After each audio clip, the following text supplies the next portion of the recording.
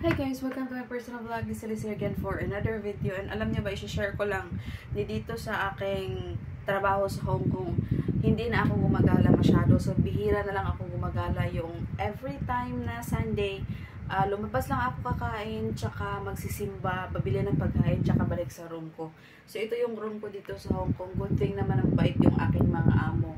And alam niyo ba, nagbabaon lang ako ng mga pagkain na kinakain ko. So, bumibili ako sa fast food.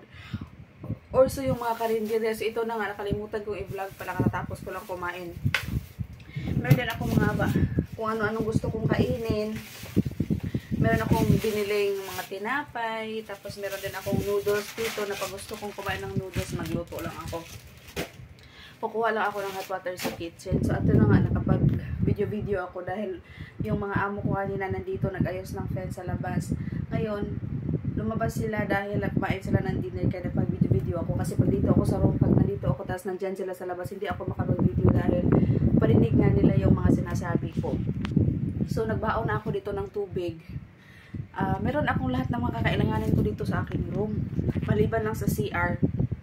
So, hindi ako lumalabas na nagsi-CR kasi nahiya kasi ako na panalakad-lakad dyan sa labas sa may sala, padaan-daan, tapos nandyan sila. So, pag nagsi-CR ako, hinihintay ko lang na lumabas sila.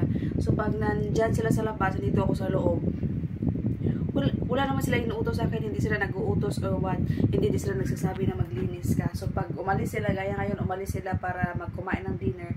So, nilinisan ko yung bahay kasi magulo yung mga bata naglaro-laro. So, malinis na yan. Kaya tinapos ko akong dinner pagkatapos maligo na ako.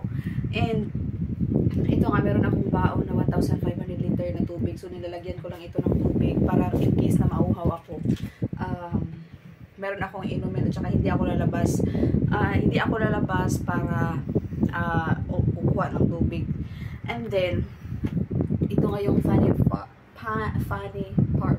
Huwag nyo gayahin kasi alam ko parang napakaano yun. So, minsan nga, pag iihi na talaga ako, dito ako umihi. Meron kasi akong basurahan dito. Tapos ng basurahan ko, meron naman siyang plastic bag na maitim. So, minsan talaga, nahiya talaga ako lumabas. Kasi pag nandito ako sa room ko, syempre, naka-sleeveless ako, tsaka naka-short. So, hindi nila ako nakitang nag-short. So, nahiya ako minsan talaga. Tsaka, paglalabas kasi ako, makita ako ng mga alaga ako. Sasabihin nila na, gusto ko sumama sa'yo, gusto ko matulog, kasama ka, ganun. So, hindi talaga ako lumalabas. So, alam na mga bata na nandito ako. Once kasi, nilalak ko kasi yung door. So, once kasi na mag-knock-knock sila, papagalitan sila ng amo ko dahil nga nagpapahinga ako. Ayun, so, iihi ako dito sa plastic. Diyos ko, huwag niyong gayahin yan. Pasensya na kayo, pero yun yung reality ko. Hindi din alam mga amo ko, of course, papagalitan ako. So, sabihin niyo na, bakit hindi ka na lang lumabas para umihi dun? Ayoko lang kasi parang basta ayoko lang, hinintay ko lang na wala na sila. So, minsan, pag nakaya ko naman, pag gabi na, natutulog na sila, doon din lalabas ako, tsaka iihi. Pero pag minsan kasi, umuwi talaga ako ng mga alas 2, alas 3 dito sa bahay. Tsaka dito na ako naghihiga sa aking room. Oh, meron naman akong fan. Pag di-off ko pala, hindi ako gumagamit ng aircon. Yung kung nagsistay ako sa room ko buong araw, hindi ako gumagamit ng aircon sa araw. So, sa paggabi ko na yan ginagamit kasi nahiya naman tayo na gumagamit ng aircon tapos day off natin. So, ginagamit ko lang is fan. Ito yung fan na ginagamit ko.